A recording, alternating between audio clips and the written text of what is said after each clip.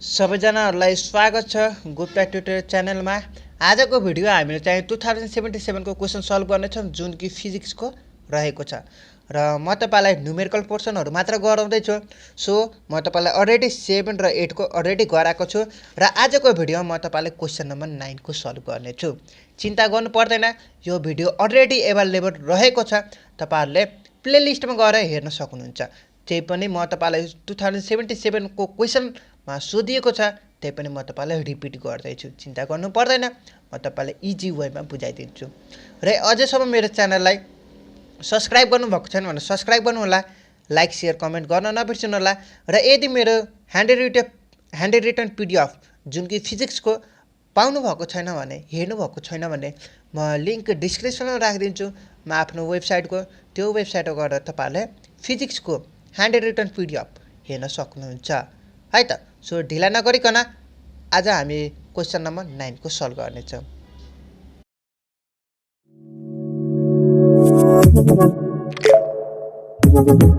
Audio Jungle.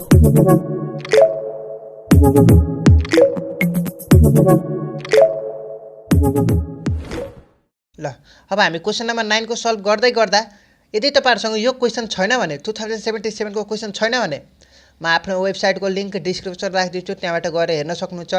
अथवा माथि हेर्नु डिस्प्लेमा हेर्नु त, हो त्यो डिस्प्लेमा मेरो वेबसाइटको नाम देखेको होला, gupta55tutorial.blogspot.com भनेर।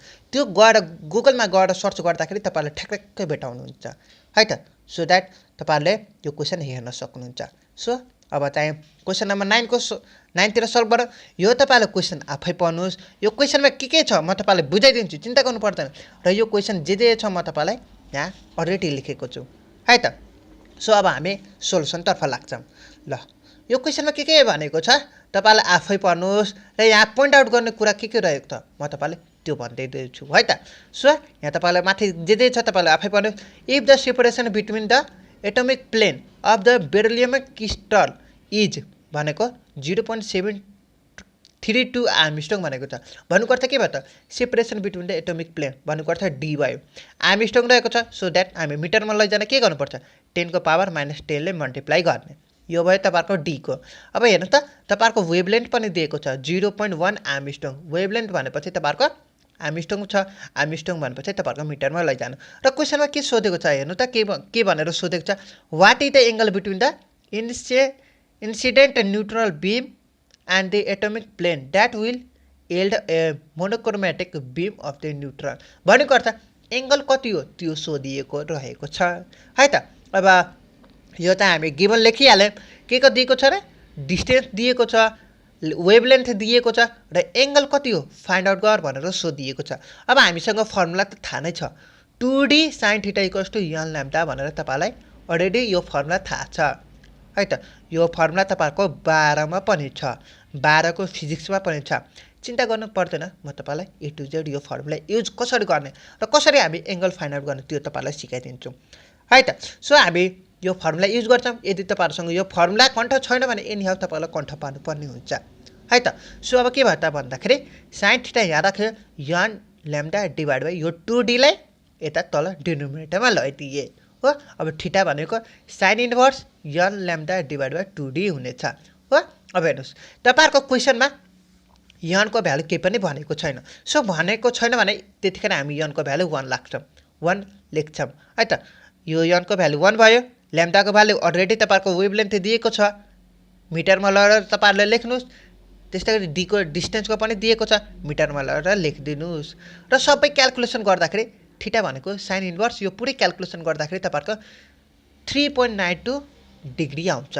यही तपाईहरुको क्वेशनले सोधिएको छ। एंगल कति छ भनेर यसरी हामीको आजको भिडियोमा यसरी कुन फर्मुला युज गरेर 2d sin θ = n lambda use गरेर हामी थीटा को भ्यालु जुन कि 3.92 डिग्री निकाले र हामी टुङ्गाउँदाखेरि लास्टमा एन्सर कसरी लेख्ने त, the angle between the incident neutral beam and the atomic plane is 3.92 degree भनेर यसरी आजको भिडियोमा हामी कभर गर्यौं, जुन कि सर्टकट छुट्टो र मिठो रहेको छ।